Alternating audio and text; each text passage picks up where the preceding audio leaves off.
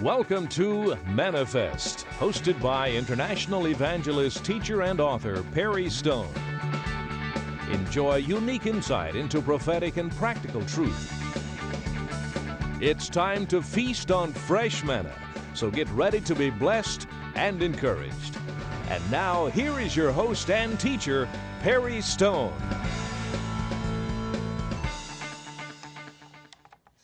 I want to welcome you to a very special edition of Manifest. It's very important that if you know someone who has some type of an addiction, it may even be something like a smoking habit or something deeper like cocaine or meth, marijuana, pornography. But if you know of someone that has some type of an addiction, I want you to have them tune into the Manifest telecast for the next several weeks.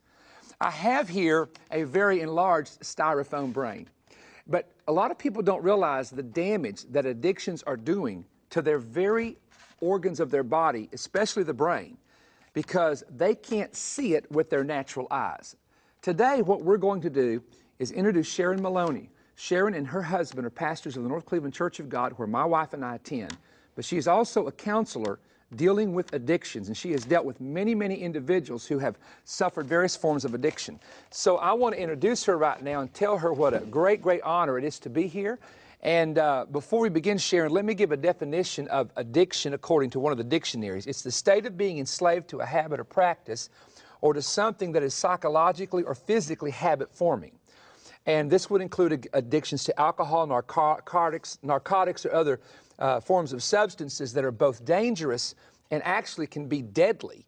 But here's the good news for all the folks that are suffering with addictions. Addictions can be broken with proper help, especially through knowledge, which is what they're going to get on the Manifest telecast, determination, and spiritual transformation. So Sharon, thank you for joining me today. I want, first of all, before we begin, tell us a little bit about yourself and what you've been involved with the past several years. Well, thanks, Perry. It's my pleasure to be here and to share some things that are very near and dear to my heart and that I'm passionate about with our audience today. I'm a pastor's wife. I have been for 38 years.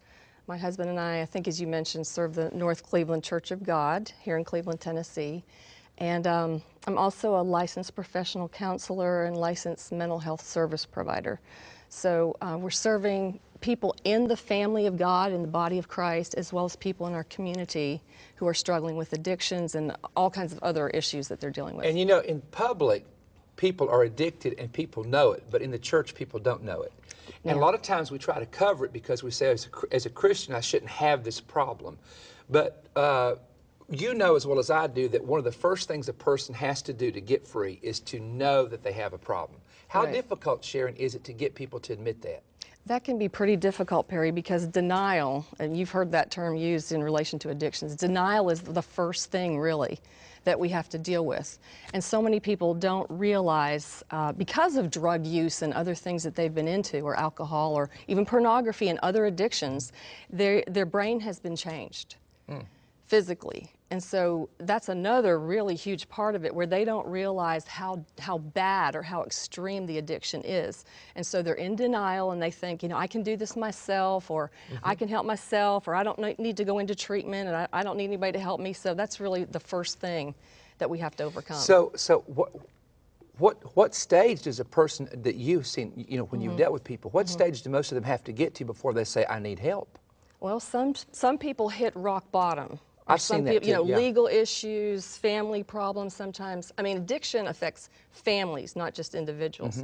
So people sometimes, you know, go through divorce because of addiction, lose their family, so to speak, have legal issues with the court system, other things. The good news is research shows us people don't have to hit rock bottom before they get help. They can do it sooner. So if anybody's watching right now that has a very serious addiction, pay careful attention, because one of the things I want you to do is, I know that people with severe drug addictions, with meth, cocaine, well, even with pornography addictions, you have shared with me how it actually affects the brain. And you have some images here, so I'd like for you just to take it from there. Like, let's say I've come into you and I have a serious addiction, and you want to show me, here's what this is doing to you in the condition you're in. So take it from there and let's just go. Let me start with this. In the normal brain, in the healthy brain, which you and I have, of course. Yeah, I hope In the healthy brain, God has, our awesome creator, let's put it that way. God, our awesome creator, has designed the brain to function very precisely. You know, it's very matter of fact, exactly fine-tuned to function the way God designed it. And when we take care of our brain, then it's going to function healthy and we're going to be ourselves, we might say. When something goes wrong in the brain, you know, obviously we need our brain to be us, to be who we are. And when something goes wrong in the brain, whether it's through addictions or something else, then we can't be ourselves and we can't function that way. So God designed the brain so that there are billions, actually about 100 billion neurons in your brain. And there are other cells beside that support them. So those neurons are constantly working and stirring up energy, so to speak, to function and help the rest of the body function. Do the neurons also, I'm not the specialist here, do they release the chemicals, either the feel-good chemicals or the negative chemicals, right? Yes, they designed, each neuron designs or synthesizes, is the word, its own chemicals, chemical messengers. And those chemicals are called neurotransmitters. A lot of people have heard that term, but they may not know what it is. Neurotransmitters, well, there's over 100 of those in the brain as well. And they send chemical messages back and forth between the cells. God designed us so that the cells actually communicate with each other. It's an awesome fine-tuned process, and they do this in a fraction of a second constantly throughout the day, you know, throughout any time period. So to answer your question, God designed us to have a certain number of those chemical messengers in the body. And the one that really affects addiction is the one that most people have heard of, which is dopamine, where the term dope comes from. And I've studied on that. Oh, that's where the term dope comes from. Oh, wow. So dopamine is the feel-good chemical messenger that triggers the reward system, or the pleasure pathway it's called, in the brain. And so in a normal, healthy brain, and I'm going to get to some scans in a minute that are going to really show us the difference. This is amazing. You have to stay tuned to see this. This will really give us a life-size example of what happens in the brain. But in the healthy brain, we're designed so that simple things in day-to-day life are rewarding to us. Like if I say, Brother Perry, that was an awesome message you just preached. Okay, makes you feel good. That releases dopamine for you in your brain, and it's a good feeling. Now, y'all remember, always tell me my messages are good and my brain will work right. That's interesting. A pat on the back will do that, or a word of holding encouragement. Hands, hugging. Holding hands with your wife, that kind of thing, or with your kids, or smelling a steak, like maybe that's your favorite food or whatever. Interesting. Or eating something chocolate. That all releases dopamine. Wow. And so what happens, and I am quickly getting to the question you asked me, what happens with illicit drugs, alcohol, and all other addictions, and I want to emphasize that, all other addictions, whether it's gambling, pornography, compulsive shopping, which, by the way, affects both genders equally. Really? I think that's an interesting fact. Any of the addictions, in any of those areas, dopamine surges are, we might say, dumped into the brain. And they go to all parts of the brain and the body, in fact. The effects of those drugs go throughout the body, so the liver, the heart, everything's affected, not just the brain.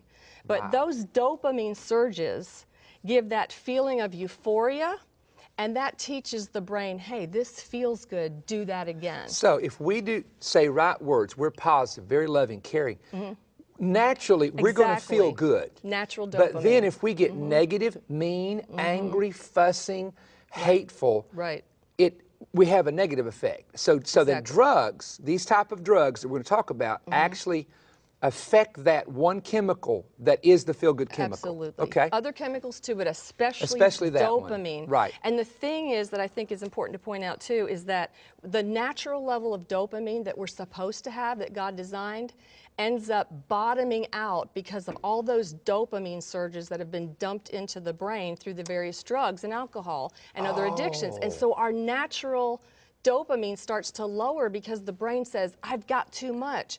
I've got to stop producing. And that's why when they come off the high, they're totally bottomed out. Exactly, and Wow. depressed and anxious and Yeah. irritable. Right. So now they got to get they want the natural or very feeling little. again. So Yeah. instead of letting the natural Yeah. work its way back up and heal itself by coming off the drug, Which happens over that time. explains Right. some things. Which it happens really over does. time. Now, I'd Right. like to show our audience Let's some do it. Let's do images it. here. This is an image of a neuron firing. And what happens in the brain is, you know, naturally neurons fire. That's an excitability type of response. It's like electricity, isn't it? It is electricity. Oh, It's so wow. amazing. It's the same kind of electricity that you see with lightning. In fact, on the Really? image, you might see that it looks like a lightning flash in a way. It's the same energy Interesting. and electricity that you get with lightning or a light bulb, that kind of thing. And so those neurons light up and they fire. And when there's excessive dopamine, they light up like a Christmas tree. And Perry, I want to say this to the audience because I think this is hugely important. Yes. The same thing happens when someone looks at pornography. Research has shown they have looked at the brain when someone looks at pornography, which, by the way, is increasing greatly among women now. And not Really? just men, yes, Well, quite a bit. that's not even in the natural thing. 20 years ago, that was Right, unheard of because right. men are sight-oriented. Can I ask you a question? Sure. Just from your studies, why do you think that is? Is it back to think- the dopamine thing where they're wanting that? It is. It's It is basically the same dopamine. type of thing. Right, but I think for a lot of reasons, of course, we know that with the internet and so Right. forth, this is so much more easily Accessible, right. accessible. But also, the rate of abuse has increased, and trauma has increased so much around the world and in our own culture in the United States. And many people end up turning to those kind of things, you know, to ease their pain or to dissociate, Wow. and just, you know, get some pain relief, some stress relief. And at first, you know, getting involved in addiction is a choice. Right. But after that, it's not a choice anymore because all of this brain change is going on. And addictions change not only the chemicals in the brain, but the structure of the brain. It shrivels the brain. What? And it's just dangerous Really? all the way around. Oh, wow. Yeah, brain scans show that. So this was an image that you just saw of the neurons firing. Right. And then I also would like to show our audience what happens in the brain when this dopamine is released. They're going to see an image of how that goes to something called the nucleus accumbens, right in the center of the brain, and then that's distributed throughout the brain. And then we're going to show some PET scans in a moment. And PET scans and SPECT scans. Now, these are actual ones, though, of a brain. Okay. Yes, exactly. They show, like CAT scans and MRIs will show structure of the brain, but PET scans and SPECT scans show activity and blood flow in the brain. So that's what we're going to look at next. Coming up now is a PET scan, several PET scans that will show a normal PET scan, what it looks like, and the normal activity in the brain. And those blue and purple areas Right.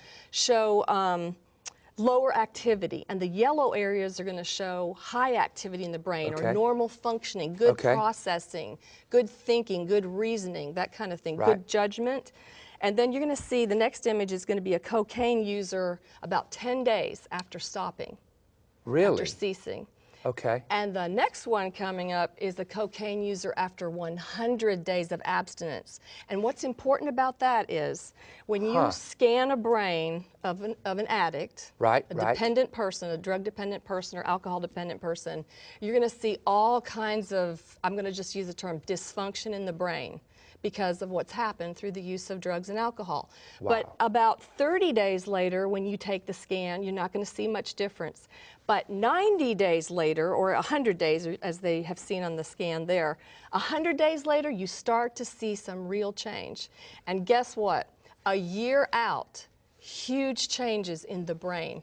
And that's why recovery programs that, like Peniel, that you and I are familiar Right, with, yeah. that 1-year program is so important because that gives the brain the opportunity to heal Okay, this and is reverse yeah, itself. This is significant. Now, I want to talk about those brain scans in just a moment again. But a lot of people who have an addiction, they'll say, "I don't want to go away 6 months or 3. Just let me go Exactly. in a month." A month is Exactly. not long enough, is it? That's and right. even 3 No. months or 6 months is not long enough. Not for long-term and heavy drug abuse, right. especially. Not for Right. heavy. Now, I noticed on the scans when you have the healthy brain, it's like Yeah. one piece, and then you see these holes. Let's take a look at those if Can you're we do ready. that? Can we You bring ready up for the that? holes? Show them the Okay. holes on the brain. And this is someone, again, who's been a heavy addict of, like, say, meth or cocaine or The something first of thing that we're going to nature? see is a healthy brain. Now, Okay. these are SPECT scans Okay. that they're going to see Right, a healthy brain. Okay. on the screen. This is a healthy brain. It looks like almost like a walnut, doesn't it? It's, yes, and It's the way it's I made. want to just point out that these are not, what they're going to see here is not the actual like holes in the brain kind of thing. I'll talk about that a little more in a moment. But anyway, on the SPECT scan, this is a healthy brain that they're looking at, and that's what it should look like. This is not the skull in the SPECT scan, but it's the brain itself.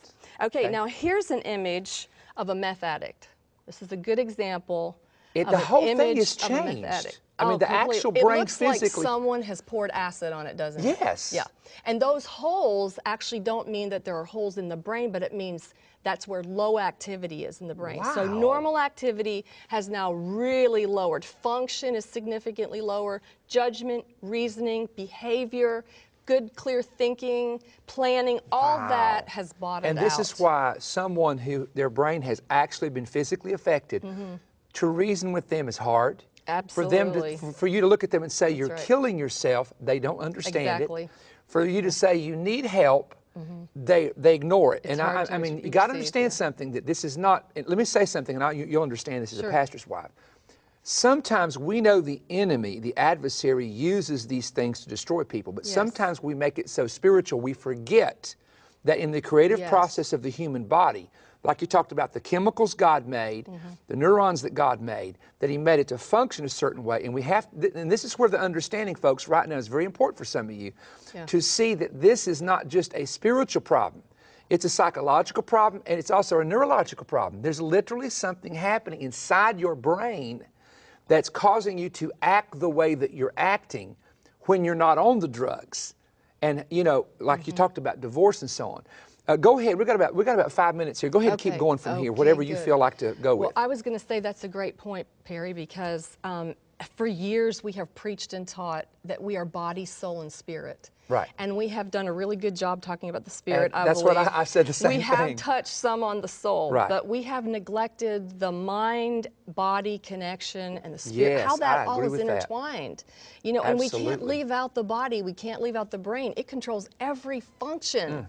It related to our thinking and behavior and what we do, and just, you know, moving your finger and even to be able to smell, it's all under the control of the brain. Now, a lot of people, when they think about addiction, they think only of a meth addict or a cocaine addict, but even alcohol on a steady basis, and I've got this real funny beer can behind me. Some of you may see that on the program. We did that kind of for the young people, called Pig Slop Brew. We couldn't use a company name, of course, so we made up our own name here.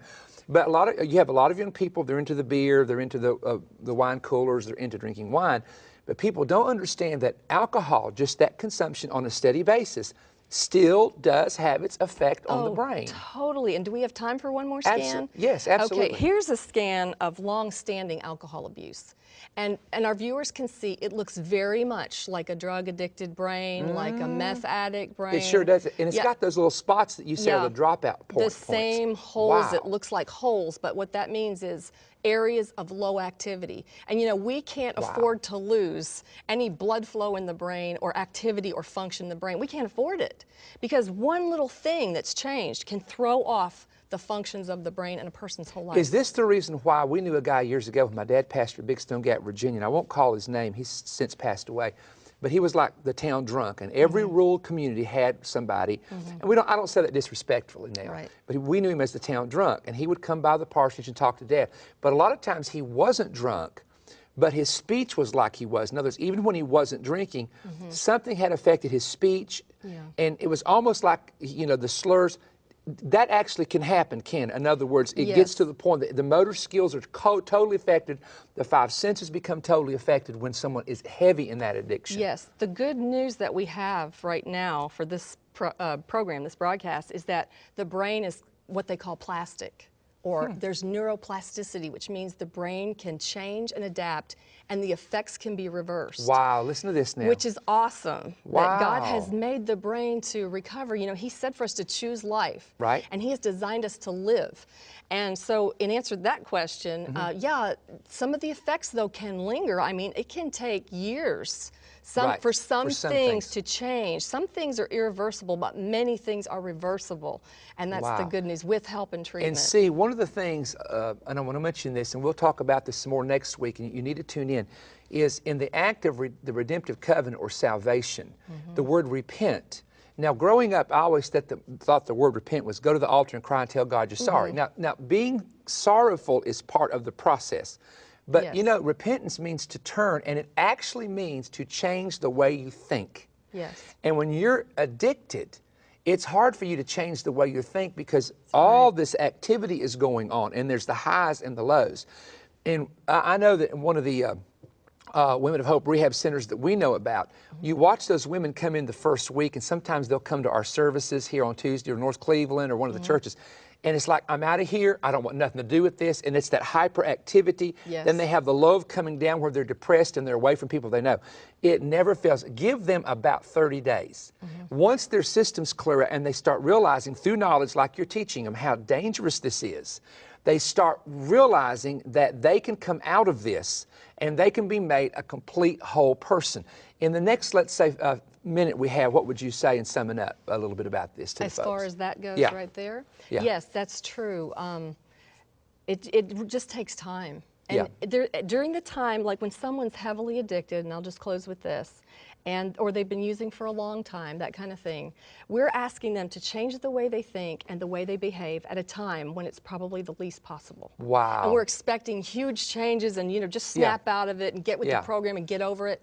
And that's not likely to happen early on. Because their mind is not operating in that realm. Right. So I want to say this to you. If you have a bondage or an addiction, you need to begin to seek God, and also seek God for a place that you can get the help, because it's well worth it. You don't want to spend the rest of your life that way, and you don't want your children raised that way. I know you don't. And that's why we're doing a very deep special for the next couple weeks on addiction. Sharon will be back with me next week, but we're going to make something available here to you, a special audio CD plus a conference that we recently did. We think you'll be interested in this. I'll be back in just a moment.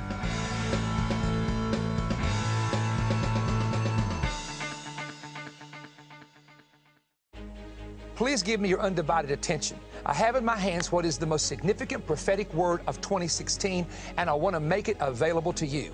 The message is from the International Prophetic Summit with myself, Bill Cloud, Jonathan Cahn, and Mark Biltz. I want to give you some of the titles of what you will hear when you receive the CDs or DVDs. I preached a message called The Return of the Babylonian Spirits Controlling America's Politics. I preached a second message, and this is a very powerful, important message called The 5 Epicenters of the Apocalyptic Countdown. Where are the 5 centers of where all activity will be happening at the time of the end, including the United States of America? One message that it seemed people enjoyed immensely was Jewish festivals concealed in our last year in heaven. You will discover the last year in heaven and its parallels to the festivals of Israel, and how the festivals of Israel are actually concealed in the apocalypse. Another message I preached was America, the preview of our end game. And this is where I found the notes of my father that I've looked for 8 years, where an angel of God visited him, showing him something that would happen to America in the future. He wouldn't talk about it much publicly, but I felt led to share it with the people during this service and in this conference. Mark Biltz preached on God's day timer. He preached a second message called Solomon, a type of Messiah or anti-Messiah. And then Bill Cloud came along and preached on warning, the locusts are coming. Bill preached a second message called It's Open Season on Believers, and a third message included in our CD and DVD series, And You Shall Know, Entering the Age of the Messiah. Jonathan Cahn preached on the Shemitah template and began to show us how things were happening related to the Shemitah cycle and what will come in the near future. Now, there are 10 CDs or 10 DVDs in the albums. The CDs are $65 a set. The DVDs are $110 a set for your donation of that or more. And the CD offer numbers on the screen, 16 PS CD. The DVD offer is 16 PS DVD. You can order online at perrystone.org. You can call our office or the 888-21-BREAD number, or Perry Stone, P.O. Box 3595, Cleveland, Tennessee 37320. This series from the International Summit is for those who want to know and desire to stay informed concerning the Word of the Lord for these times and seasons. Once again, CDs and DVDs, unedited, uncut. On TV, you only see about 22-minute clip. These are messages that are 60 to 70 minutes long. I want you to hear the entire message that I preached and not just a clip, because the main meat of the message is later on into it, and we have to edit certain things out of the television program. Get the unedited version right now of our CDs and DVDs. We're looking forward to hearing from you today.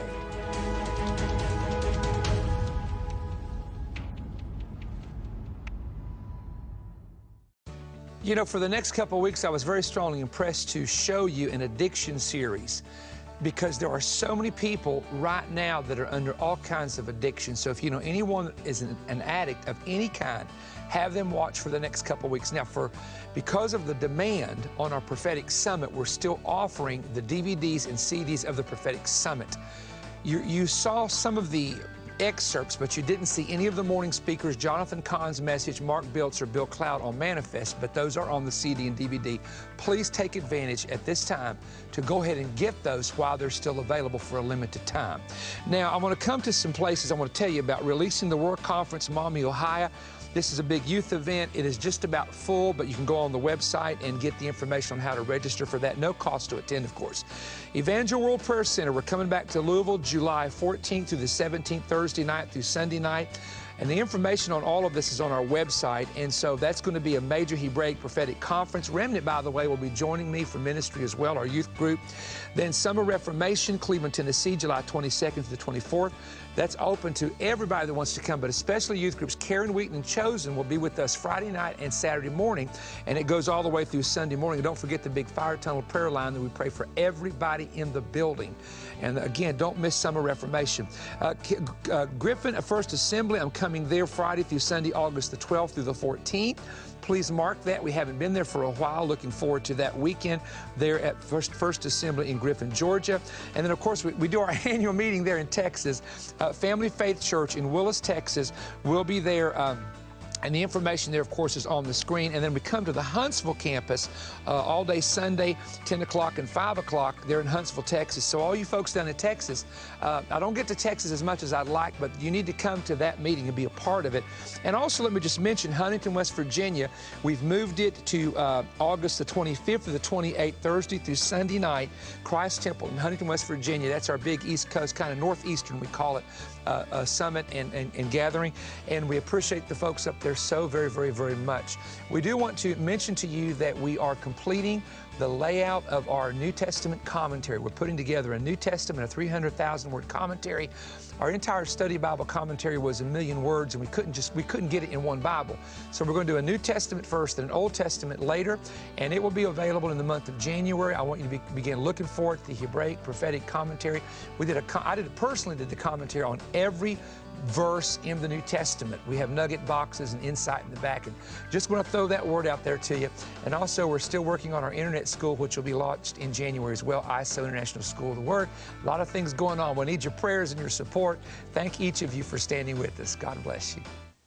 This summer at OCI is a time for freedom. Perry Stone invites you to join us in Cleveland, Tennessee, July 22nd through 24th, for a weekend of releasing hope and purpose to a generation overcome by fear and depression. Come hear empowering words from Perry Stone, Karen Wheaton, Chad Daniel, and Casey Doss, with worship from Clay Webb, First Hearts, Chosen, and Remnant Dance Team. Register free online at OCIMinistries.org.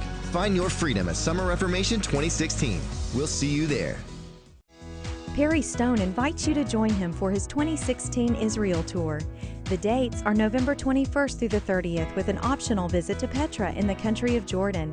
For more information and how to register, call 1-888-321-3629 or visit perrystone.org. Seating is limited, so call today.